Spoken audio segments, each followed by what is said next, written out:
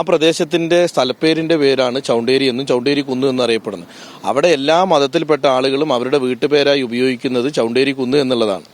ഈ BJPയുടെ ആളുകൾ ബാംഗ്ലൂരിൽ ചേർത്തതുപോലെ ഒരു നമ്പർ ഇട്ട റൂമിൽ 80 വോട്ടർമാരല്ല എൻ്റെ നാട്ടിലുള്ളത്. അവർക്കൊക്കെ സ്വന്തം വീടുള്ള ആളുകളാണ്. അവരുടെ സ്വന്തം വീട്ടിലാണ് അവർ താമസിക്കുന്നത്. പക്ഷേ അവരുടെ വീട്ടുപേര് എന്ന് പറയുന്നത് ചൗണ്ടേരി എന്നുള്ളതാണ്.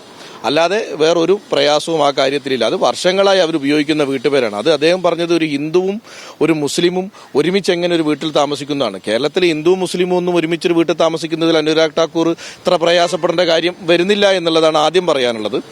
കള്ളവോട്ടുമായി ബന്ധപ്പെട്ടുകൊണ്ട് രാഹുൽ ഗാന്ധിയുടെ പത്രസമ്മേളനമൊക്കെ വലിയ വിവാദമായി രാജ്യത്ത് നിലനിൽക്കുകയാണ്.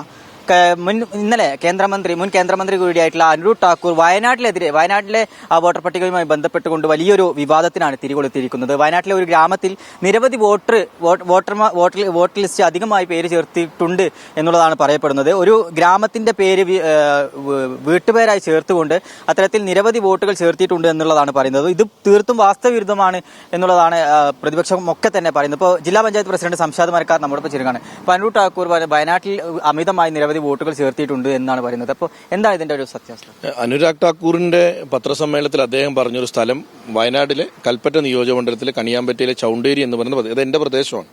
ആ പ്രദേശത്തിന്റെ സ്ഥലപ്പേരിന്റെ പേരാണ് ചൗണ്ടേരി എന്നും ചൗണ്ടേരി കുന്ന് എന്നറിയപ്പെടുന്നത്. അവിടെ എല്ലാ മതത്തിൽപ്പെട്ട ആളുകളും അവരുടെ വീട്ടുപേരായി ഉപയോഗിക്കുന്നത് ചൗണ്ടേരി കുന്ന് എന്നുള്ളതാണ്. ഈ BJPയുടെ ആളുകൾ ബാംഗ്ലൂരിൽ ചേർത്തതുപോലെ ഒരു നമ്പർ ഇട്ട റൂമിൽ 80 വോട്ടർമാരല്ല എൻ്റെ നാട്ടിലുള്ളത്. അവർക്കൊക്കെ സ്വന്തം വീടുള്ള ആളുകളാണ്. അവരുടെ സ്വന്തം വീട്ടിലാണ് അവർ താമസിക്കുന്നത്. പക്ഷേ അവരുടെ വീട്ടുപേര് എന്ന് പറയുന്നത് ചൗണ്ടേരി എന്നുള്ളതാണ്. അല്ലാതെ വേറൊരു പ്രയാസവും ആ കാര്യത്തിലില്ല. അത് വർഷങ്ങളായി അവർ ഉപയോഗിക്കുന്ന വീട്ടുപേരാണ്. അത് അദ്ദേഹം പറഞ്ഞത് ഒരു ഹിന്ദുവും ഒരു മുസ്ലിമും ഒരുമിച്ച് എങ്ങനെ ഒരു വീട്ടിൽ താമസിക്കുന്നതാണ്. കേരളത്തിൽ ഹിന്ദുവും മുസ്ലിമും ഒന്നും ഒരുമിച്ചൊരു വീട്ടിൽ താമസിക്കുന്നതിൽ അനുരാഗ് ഠാക്കൂർ ഇത്ര പ്രയാസപ്പെടേണ്ട കാര്യം വരുന്നില്ല എന്നുള്ളതാണ് ആദ്യം പറയാനുള്ളത്. അതിനോടൊപ്പം തന്നെ ഹിന്ദുവിന്റെയും ക്രിസ്ത്യന്റെയും മുസ്ലിമിന്റെയും പട്ടികജാതിക്കാരന്റെയും പട്ടികവർഗ്ഗക്കാരന്റെയും ഒക്കെ വീട്ടുപേര് ചൗണ്ടേരി എന്നുള്ളതാണ്. അവരൊക്കെ അവരവരുടെ വീട്ടിൽ താമസിച്ച് വോട്ട് ചെയ്യുന്ന ആളുകളാണ്. ഇതൊരു വ്യക്തതയില്ലാതെ ഒരറിവും ഇല്ലാതെ രാഹുൽ ഗാന്ധിയുടെ ആരോപണങ്ങൾക്കെതിരെ ഒരു ആരോപണം പ്രിയങ്ക ഗാന്ധിയുടെ മണ്ഡലത്തിൽ നിന്ന് ഉണ്ടാക്കുക എന്നുള്ള രാഷ്ട്രീയത്തിന്റെ ഭാഗമായി ഉണ്ടാക്കിയതാണ്. അത് കുറച്ചുകൂടിയൊക്കെ പഠിച്ച് കൃത്യതയോട് കൂടിയിട്ടൊരു കേന്ദ്രമന്ത്രി അവതരിപ്പിക്കുന്നതായിരുന്നു നല്ലത്. അല്ലെങ്കിൽ അദ്ദേഹം ഇങ്ങനെ അപഹാസ്യനായി പോകുന്നൊരു സാഹചര്യം നമുക്ക് തന്നെ കാണാൻ പറ്റുന്നുണ്ട്. അപ്പൊ ഇതാണ് ഈ ഒരു വിഷയത്തിൽ കോൺഗ്രസ് ഉൾപ്പെടെയുള്ള ആളുകൾ പറയുന്നത്. കാരണം അനുരാഗ് ഠാക്കൂർ പറയുന്നത് തീർത്തും വാസ്തവവിരുദ്ധമായിട്ടുള്ള ഒരു കാര്യം തന്നെയാണ്.